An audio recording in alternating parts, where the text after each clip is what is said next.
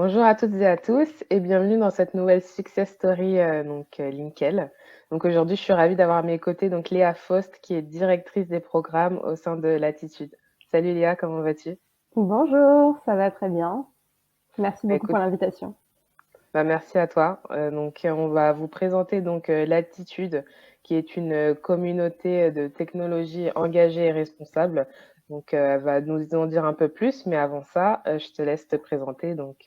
Quel est ton parcours avant d'avoir rejoint Latitude? Ouais, merci beaucoup, Lily. Bonjour à toutes et à tous. Donc moi, c'est Léa. Je vis à Strasbourg et j'ai rejoint l'association Latitude il y a 8 mois maintenant. Après un début de parcours plutôt dans la tech, le secteur de la tech. J'ai fait des études qui n'ont pas grand-chose à voir, un parcours un petit peu atypique. Donc j'ai commencé par faire un diplôme de traduction en anglais et en italien parce que j'adorais les langues, le côté international m'attirait beaucoup.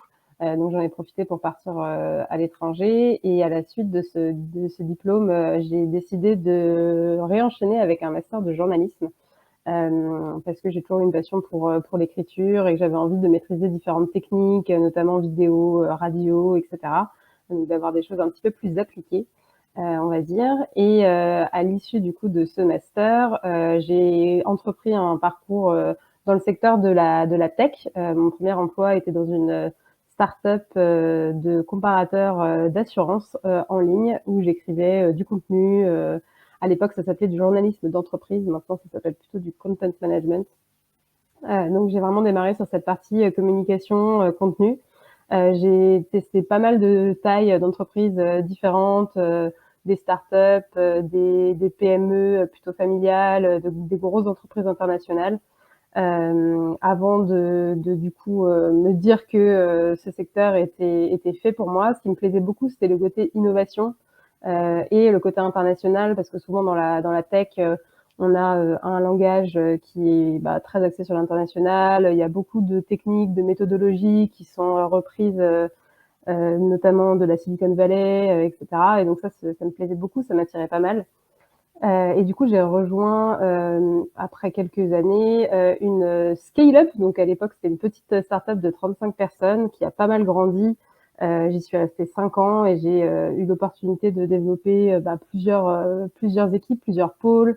D'abord une équipe communication, ensuite une équipe plutôt design et à la fin, du coup, j'étais directrice marketing avec une équipe à l'international d'une dizaine de personnes sur plusieurs métiers, produits, tech, contenu, etc. Ce qui me plaisait beaucoup, mais par contre, ce qui me manquait, c'était vraiment le côté impact. De plus en Mhm. plus, j'ai développé un peu dans ma vie perso ce côté de vouloir être aligné avec davantage avec mon environnement. J'ai commencé un peu par une démarche zéro déchet parce que ça m'affolait pas mal de, de voir le contenu de ma poubelle à la fin d'une semaine et tout ce gaspillage fait autour des emballages, etc. Et en partant de là, du coup, j'ai déroulé la pelote et en fait, de plus en plus, j'avais envie que ma vie professionnelle soit aussi alignée avec ma volonté personnelle Bien sûr. d'avoir cet engagement. Et du coup, j'ai décidé de changer complètement de vie et de m'orienter vers l'ESS, l'économie sociale et solidaire, en rejoignant une structure associative. C'était un parcours pas forcément facile parce qu'au départ, je me suis dit bon, je viens de la tech, c'est quand même un milieu très très différent.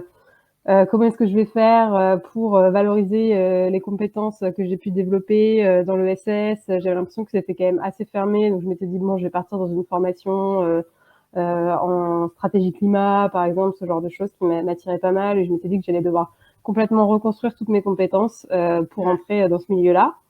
Et en fait, avec l'attitude, j'ai découvert que c'était possible finalement d'utiliser des compétences plutôt tech pour les mettre à profit du milieu associatif. Et aujourd'hui, justement, c'est ce que je fais au quotidien et ce qui me passionne et que je suis ravie de partager avec vous aujourd'hui. Et sinon, ce que tu as, mine de rien, tu as un sacré bagage au sein des entreprises. Est-ce que ça t'a pas, enfin, c'est, voilà, la gestion d'une entreprise et la gestion d'une association, bon, il y a quand même aussi des similitudes, mais aussi des distinctions. Est-ce que c'était un peu un frein au début ou tu avais peur ou pas forcément, ou c'est juste l'engagement qui t'a juste porté tout simplement?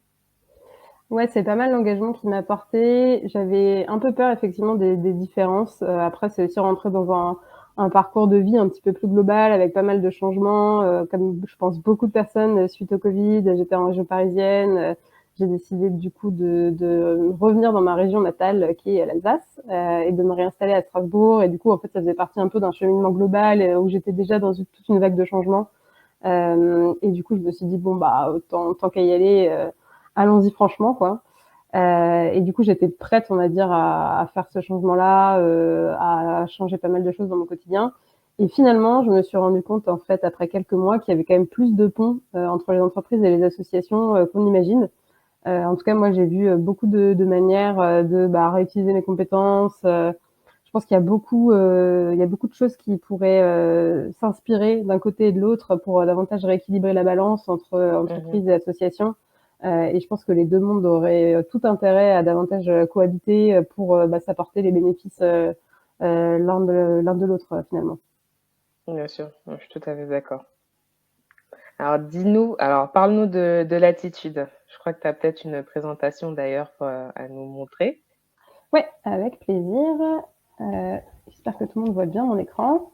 Du coup, pour préciser un petit peu, donc moi chez Latitude, je m'occupe en particulier du programme Une heure pour changer le monde. Je vais commencer par vous raconter un peu ce que c'est Latitude pour que ça vous paraisse Mmh mh. un petit peu plus clair. Mais du coup, on est une équipe d'une douzaine de personnes basées un petit peu partout en France. Et moi, au quotidien, je travaille en particulier avec Van et Maëlle, qui sont mes collègues sur le programme Une heure pour changer le monde. Et du coup, qu'est-ce que c'est ce programme? C'est un programme de mise en relation entre des porteurs et des porteuses de projets impact et des spécialistes de la tech qui veulent s'engager pour, comme je vous disais un peu, essayer de réorienter la balance entre la tech et le monde associatif. Donc du coup, je vous ai préparé trois petites parties, une présentation de l'attitude, une présentation du programme et puis ensuite quelques témoignages pour vous montrer plus concrètement de quoi il s'agit. Donc l'attitude, c'est un mouvement d'acteurs et d'actrices de la tech qui s'engagent pour mettre le numérique au service de l'intérêt général. C'est-à-dire qu'au-delà de notre équipe salariée d'une douzaine de personnes au sein de l'association, on se construit aussi sur toute une équipe de bénévoles qui sont adhérents de ce mouvement. Aujourd'hui, un peu plus de 3500 personnes qui sont toutes des personnes du coup qui ont un emploi à côté et qui ont envie de s'engager, comme peut-être certains d'entre vous sont engagés dans des associations Restos du Cœur, la Croix-Rouge, etc. Nous, ce qu'on leur propose, du coup, c'est d'utiliser leurs compétences professionnelles et de les mettre au service de l'intérêt général, parce qu'on est convaincu que finalement, le numérique a un rôle à jouer dans les enjeux sociaux et environnementaux auxquels notre société est confrontée aujourd'hui, et que c'est un levier énorme. Mais comme tout grand pouvoir implique de grandes responsabilités, il faut avant tout comprendre comment bien l'utiliser et l'utiliser à bon escient.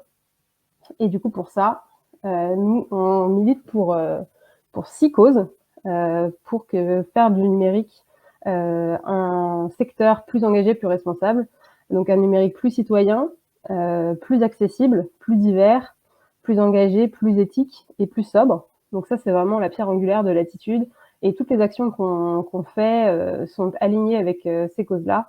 Et notre objectif, c'est vraiment de faire comprendre les enjeux du numérique et pourquoi c'est important d'agir en faveur d'un numérique qui va se rapprocher de ces six Mmh. causes-là, de permettre à toutes les personnes du coup qui ont compris et qui en ont l'envie d'agir avec à travers plusieurs programmes qu'on anime qui vont être destinés à différentes cibles avec différents leviers pour que chacun en fonction de son temps, de ses ressources, de ses envies puisse agir.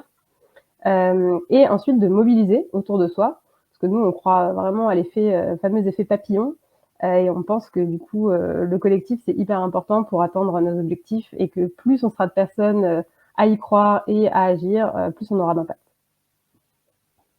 J'espère que c'est clair. Du coup, comme je vous disais, on anime pas mal de programmes pour changer la tech. Donc, on a le programme Une heure pour changer le monde que je vais vous présenter un petit peu plus en détail. Mais on propose aussi à des spécialistes de la tech de devenir mentors pour former des étudiants, des étudiantes qui vont réaliser des projets engagés. par exemple, ou encore de réaliser vraiment des projets Tech for Good pendant des hackathons. On en organise un à Marseille au mois de mai, par exemple, ou encore pour les étudiants pendant leur cursus scolaire, on leur met à disposition des projets qui vont avoir de l'impact pour leur faire découvrir en fait qu'une autre voie est possible et qu'ils peuvent vraiment utiliser leurs compétences pour faire le bien. Donc les petites têtes du mouvement dont je vous parlais. Et du coup, une heure pour changer le monde, qu'est-ce que c'est? Une heure pour changer le monde, c'est vraiment partie du constat que le numérique a un énorme potentiel et que la plupart des structures d'intérêt général, c'est-à-dire les associations, les startups sociales, les entrepreneurs ou entrepreneuses sociaux qui lancent leurs projets, les fondations, les ONG, toutes ces personnes-là en ont besoin, mais finalement ont du mal à exploiter le numérique pour plusieurs raisons, et en particulier le fait qu'il y a un manque de connaissances sur ce qui existe comme outil numérique. Et il y a vraiment besoin d'un accompagnement pour avoir quelque chose qui correspond au projet engagé de chaque porteur et porteuse de projet. Donc c'est vraiment sur ce constat-là qu'on a décidé de lancer le programme Une heure pour changer le monde. Et l'objectif de ce programme, c'est vraiment de faire une mise en relation entre les projets à impact qui ont envie, besoin de se saisir du numérique pour gagner en impact, avoir une force de frappe encore plus importante, et les personnes qui ont les compétences et qui, elles, ont envie de s'engager pour trouver du sens à leur quotidien et pour agir en faveur de leurs convictions. Et donc nous, dans l'équipe Une heure pour changer le monde, on permet à ces deux univers qui sont à la base plutôt éloignés de se rapprocher pour que chaque partie ressorte un petit peu plus enrichie après cette heure de rencontre. Donc comment ça se passe de manière très concrète? La première étape, c'est qu'on va, comme je le fais aujourd'hui, parler de notre programme aux porteurs et aux porteuses de projets pour leur proposer de mettre en ligne leurs questions, leurs demandes pour notre communauté de spécialistes tech. Donc là, vous avez par exemple un exemple de question. J'ai envie de mettre en place une plateforme interactive pour développer des ateliers. Par où commencer? Je ne sais pas comment lancer mon projet. Quels sont les bons outils? Ça, typiquement, c'est une demande de cadrage de projet comme on en reçoit tous les jours. Une fois qu'on reçoit cette demande, on la partage à notre communauté de 3500 bénévoles avec une plateforme dédiée et un tableau sur lequel les spécialistes vont pouvoir candidater en disant « Ah, moi j'ai les compétences qu'il faut pour aider cette personne, du coup je vais la proposer qu'on se rencontre ». Et ensuite, on organise la rencontre. Donc la rencontre en tant que telle dure 1 heure et nous autour on va faire un petit icebreaker. Parfois ça peut être un peu bizarre de se retrouver dans une visio avec quelqu'un qu'on connaît pas du tout. Et du coup nous on est là pour réchauffer l'atmosphère, pour faire en sorte que ça se passe bien, pour répondre à toutes les questions, pour guider les personnes. Et donc on a plusieurs créneaux qui sont pré-bookés. Les mardis et les jeudis, et selon les disponibilités de chaque partie, on va faire en sorte que cette rencontre ait lieu. N'hésite pas, Delis, si tu as des questions. Ouais. Donc, en fait, il y a juste je crois que c'est un lien cliquable pour faire ta demande, mais est-ce qu'il y a une inscription à faire en amont ou pas du tout? Non, C'est pas du juste tout. la demande. Ouais, tout à fait. C'est vraiment très simple. C'est un petit formulaire qui prend pas plus de 5 minutes à remplir. On demande quelques informations sur la structure pour bien comprendre les enjeux. Et ensuite, les questions concrètes. Et ça peut être vraiment très, très large. Pour le coup, ça peut concerner des outils no-code, un site web, une application mobile. Ça peut être des questions sur du marketing digital pour faire plus de visibilité pour sa structure. Des questions aussi sur la cybersécurité pour bien protéger ses données. Les demandes sont vraiment très très larges et du fait qu'on est une communauté assez importante, on sait qu'on va avoir une personne qui va avoir les compétences pour répondre à la question, quelle que soit cette question. D'accord. Et est-ce qu'il y a des critères, bien évidemment, en dehors de la partie impact, mais est-ce que par exemple une association qui a moins d'1 an, par exemple, peut formuler une demande? Ouais, tout à fait. Il n'y a vraiment aucun critère. Pour le coup, nous, notre seul objectif, c'est de faire en sorte que les structures qui ont un projet à impact puissent avoir de l'aide. Et pour le coup, il y a vraiment aucune limite. On a déjà aidé des structures qui venaient juste de se lancer, qui avaient moins d'1 an d'existence, comme des plus grosses structures, comme la Croix-Rouge, par exemple, qui, sur une question bien précise, avaient besoin d'une compétence technique à laquelle ils n'arrivaient pas à avoir accès. Donc vraiment aucun critère excluant. D'accord, super. Et du coup, comme je vous disais, donc les 3 typologies de rencontres qu'on a le plus souvent, c'est soit de l'aiguillage, donc du cadrage de projet, c'est-à-dire, bah, le projet, est en cours de lancement, on a une idée, mais on ne sait pas forcément comment s'y prendre pour avancer. Et donc là, du coup, le spécialiste, va intervenir pour aider à définir le projet, pour pouvoir, bah, faire un pas de plus. On a aussi des rencontres plutôt coup de pouce, où là, le projet est déjà lancé, mais il y a un blocage, il y a un problème qui intervient, on ne sait pas comment le résoudre. Typiquement, ce qu'on a souvent comme type de demande de cette thématique-là, ça peut être, bah, je suis une association, une petite association, même une association sportive régionale, par exemple. On a un site où on met en ligne nos actualités, qui est sur WordPress. On le met à jour nous-mêmes. Et là, WordPress nous demande de faire une mise à jour qu'on n'arrive pas à installer, je ne sais pas comment m'y prendre, et du coup, mon site est bloqué. Et donc là, typiquement, c'est exactement le type de demande qui peut tout à fait être résolue en 1 heure pendant la rencontre, et l'association repart avec un site fonctionnel. Et la 3e typologie, c'est un audit. Et donc là, ça peut intervenir soit quand le projet est déjà déployé, c'est-à-dire bah, j'ai lancé un nouveau projet, j'ai besoin d'un regard externe sur ce que j'ai fait, potentiellement avoir des nouvelles évolutions, faire un peu de testing une fois que mon projet a été lancé, ou tout au début du projet, où on n'a même pas encore l'idée du projet, on sent qu'il y a quelque chose qui ne va pas, il y a des choses qui pourraient être améliorées, mais on a du mal à savoir quoi. Et donc ça peut être typiquement une demande autour des données, par exemple, ou des questions de cybersécurité en général, du type bah, je récolte beaucoup de données des bénéficiaires de mon association, je sais qu'il y a le RGPD, ce genre de règlement assez contraignant, mais je ne sais pas exactement comment ça s'applique à mes données, où est-ce que je peux les conserver, pendant combien de temps, est-ce que je peux recontacter les personnes qui m'ont donné leurs coordonnées. Typiquement, ça c'est le genre de demande qui se prête bien à un audit de sécurité, ou à un audit sur la sécurité des données, pour s'assurer que bah, tout est OK et qu'on est bien paré à toute situation possible. D'accord, et justement, je voulais revenir sur la partie audit.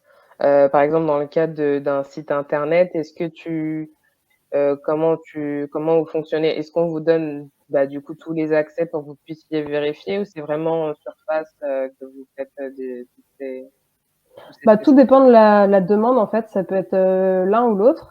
Ça fait une bonne transition d'ailleurs, parce que du coup, C'est pas fait parmi exprès. les ouais, parmi les clés un peu qu'on te donne pour que la rencontre se passe bien, il y a notamment une petite préparation en amont, où on transmet du coup un guide aux porteurs de projet et aux spécialistes de chaque côté, pour bien D'accord, cadrer la rencontre. Et du coup, ça arrive que bah, la demande soit assez spécifique. Par exemple, je veux faire un test de pénétration sur mon site web, par exemple, pour s'assurer qu'il est bien sécurisé. Et là, du coup, bah, j'ai quelques informations que j'ai besoin de transmettre en amont aux spécialistes. Et du coup, on donne bah, toutes les informations dans le guide pour que la personne puisse recevoir cette matière-là en amont, et être du coup bien préparée, pour que pendant l'heure de rencontre en tant que telle, on puisse vraiment bah, s'attaquer à la problématique concrète et repartir avec des choses qui ont vraiment avancé. Donc ça, c'est tout à d'accord. fait possible. Après, c'est possible aussi de rester plus en surface, en disant, bah voilà, on a ce nouveau site, par exemple, qu'on vient de développer, qu'est-ce que vous en pensez? Est-ce qu'il y a des choses qui pourraient être améliorées? Et là, ça peut être un audit d'un niveau plus macro, qui peut être OK, fait directement en live pendant la rencontre. ça marche. Mais effectivement, du coup, les clés un peu d'une rencontre réussie, c'est bah, avant tout de bien formuler sa problématique. Ça arrive parfois qu'on n'ait pas une problématique très claire, parce que justement, on a besoin d'aide en fait pour définir vraiment son projet, et ça, c'est pas du tout un problème. Mais c'est vrai que si on a une question précise et qu'on a vraiment une attente précise de la rencontre, c'est bien de réfléchir à ça en amont, pour que le ou la spécialiste qui va se positionner puisse bah, directement y répondre, et qu'il y ait vraiment un vrai bénéfice à l'issue de la rencontre. Ensuite, la deuxième chose à savoir, c'est que le programme est évidemment complètement pro bono, donc il y a aucune contrepartie, ni d'engagement, ni financière, et que du coup, vous pouvez très bien avoir un cheminement, c'est-à-dire vous dire: «Bah, je vais commencer avec une première rencontre pour bien cadrer mon projet. Ensuite, je vais peut-être faire une deuxième rencontre avec un spécialiste qui va avoir une expertise un peu différente pour le faire avancer, OK, puis une troisième. Il y a vraiment pas de limite. Du coup, n'hésitez pas à avancer avec des petits pas, et aussi en fonction des ressources et du temps que vous avez, bien sûr, parce que c'est souvent le facteur limitant. Et la troisième clé, c'est être bah, dans une posture d'écoute, et surtout ne pas avoir peur d'être jugé. Les spécialistes qui font des rencontres, la plupart d'entre eux en ont fait pas mal et du coup connaissent bien l'exercice, connaissent bien les typologies des porteurs et porteuses de projets. Et du coup, surtout, n'ayez pas peur d'être jugé, n'ayez pas peur, ne vous auto-censurez pas. Il va y avoir vraiment aucun regard porté sur l'avancement de votre projet, sur ce que vous avez fait. Nous, on part toujours du principe que bah, c'est vraiment génial et fantastique d'avoir des personnes qui développent des choses pour aller dans la bonne direction et pour répondre aux enjeux de notre société. Et du coup, on aura toujours envie de soutenir ça, quel que soit le stade d'avancement. Donc, il n'y a jamais de mauvaises questions ou de mauvaises informations à donner. D'accord. C'est très, très complet en tout cas, hein. C'est vraiment, c'est bien que du coup votre communauté elle soit tellement dense parce qu'il y a tellement de justement de déjà de propositions d'accompagnement en plus c'est fait avec minutie donc Ouais, exactement. Il y a vraiment des rencontres qui sont très différentes d'une rencontre à l'autre. Bah, je vous ai mis un petit panel de rencontres mmh. vraiment qu'on vous pourrez pas deviner, mais voilà, ça peut être encadrer des projets d'une plateforme interactive pour développer des ateliers en ligne pour les habitants de QPV. Ça peut être un CRM pour faire de la gestion locative pour des personnes exilées. Ça peut être un site web pour améliorer la productivité des exploitations agricoles. Enfin, il y a vraiment des projets géniaux qu'on voit tous les jours et qu'on ne connaîtrait pas sans ça. Et nous, ça nous permet aussi de mettre de la lumière sur ces projets-là et d'en parler et de les faire connaître. Et parfois, on a vraiment de belles histoires et de beaux binômes qui se créent et qui vont dans le temps parce que quand le feeling se passe bien, quand le spécialiste se sent Mmh. pertinent, souvent ils ont envie de suivre le projet aussi et du coup de continuer la collaboration sur un plus long terme et ça fait toujours plaisir. Pleinement et c'est justement ces exemples-là, est-ce que tu les as sortis du back office ou par exemple quelqu'un qui serait curieux de voir les projets existants puis les demandes, peut retrouver ça sur le site? Ouais, tout à fait. Donc on a un site effectivement qui s'appelle mon-projet.latitude.cc qu'on vous enverra après, où vous pouvez retrouver des exemples de success stories, des exemples de rencontres qui ont déjà été faites, des questions aussi si jamais vous avez besoin d'inspiration sur la formulation de vos propres questions. Et ensuite, ça arrive qu'on fasse, nous, des cas d'usage pour permettre aux personnes de se projeter un peu sur des types d'accompagnement. Et du coup, on demande évidemment leur autorisation aux porteurs et aux porteuses de projets pour faire ça. J'en ai quelques exemples d'ailleurs que je peux vous montrer. Hop, voilà, là par exemple, Paola Incena, donc c'est Paola qui a lancé sa start-up sociale pour accompagner les personnes à mieux manger. Et du coup, on a fait un petit case study pour mettre en valeur sa problématique. En l'occurrence, c'était une demande vraiment de visibilité, marketing digital et communication digitale. Et du coup, très belle rencontre qui s'est créée par cet intermédiaire-là. On en a une autre aussi, c'est Jean-Philippe des écoles de production, qui est un réseau d'établissements d'écoles de production à Mmh. but non lucratif, qui du coup a mis toute une stratégie pour sécuriser les données de tout le réseau, de toute la fédération, qui est aussi un très beau réseau d'écoles qu'on n'aurait pas forcément connu sans cet intermédiaire-là et qui a rencontré différents spécialistes pour avancer sur cette problématique. Voilà, ou encore Eva de Green Cookie qui elle avait besoin de mettre en place une application mobile pour mesurer l'impact carbone des téléphones portables et des tablettes. Donc encore un très beau projet et qui a échangé avec Maxime pour l'aider sur sa problématique. D'accord, mais que des beaux projets en effet. Et du coup, peut-être pour terminer, je peux vous montrer hop, comment est-ce que vous pouvez vous aussi bénéficier du programme. Donc comme je vous le disais, on a des créneaux de rencontre qui sont pré-bookés. Donc c'est très simple vraiment pour en profiter. Vous remplissez le petit formulaire que vous voyez ici à l'écran. On pourra vous transmettre le lien. Et donc à ce moment-là, vous nous en dites un petit peu plus sur votre structure, votre projet, et aussi vous donnez vos créneaux de disponibilité pour qu'on puisse faire un matching avec les disponibilités des spécialistes. Et si jamais vous avez besoin d'aide pour remplir votre demande ou si vous avez plus de questions sur le programme, si vous n'êtes pas sûr que votre problématique puisse y correspondre, on vous propose aussi de prendre rendez-vous pour un appel de cadrage avec un ou une de nos guides qui sont aussi des bénévoles de notre mouvement qui se rendent disponibles pour vous aider à cadrer votre demande tout simplement et vous rassurer sur le fait que le programme puisse ou pas correspondre à vos attentes. Donc n'hésitez pas non plus si c'est quelque chose qui peut vous rassurer ou vous aider dans votre démarche. Super. Et donc, pour rappel, on est d'accord, donc pour donc que des projets impact, donc c'est toute structure. Donc, Ouais, exactement. Tout association, type de start-up. structure, tout à fait. C'est pas du tout limitant. Tout type de structure ou même tout type de personne dans une structure. Ça peut être aussi bien un ou une entrepreneuse, par exemple, qui lance sa structure, ou ça peut être quelqu'un qui est bénévole dans une association, mais qui va porter des projets numériques, ou qui va avoir des questions sur un projet sans forcément être salarié de la structure. Il y a vraiment aucun filtre qui est fait à ce niveau-là. D'accord, et du coup, je vais basculer de l'autre côté.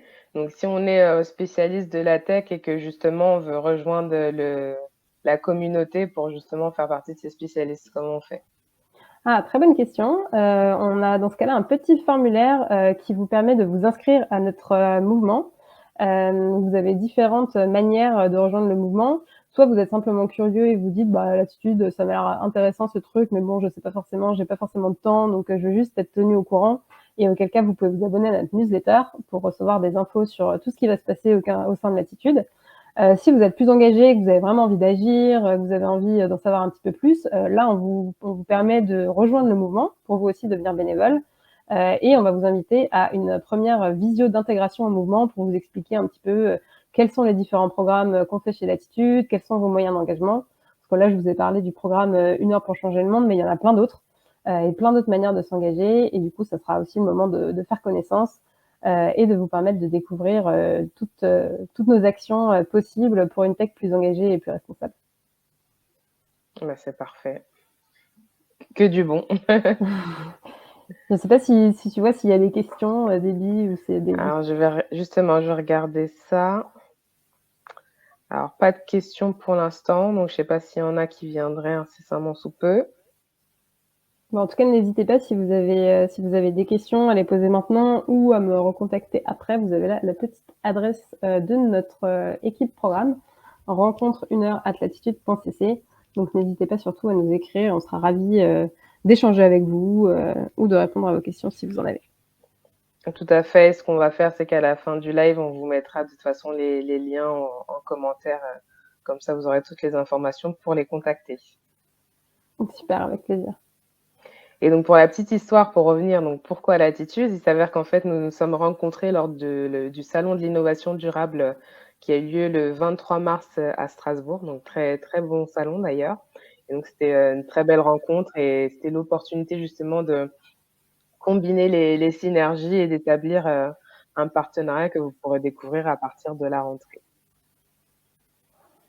Ouais, effectivement, et très belle rencontre du coup, on est ravis et on a hâte de vous parler un petit peu plus de toutes les belles choses qu'on va construire entre LinkedIn et Latitude.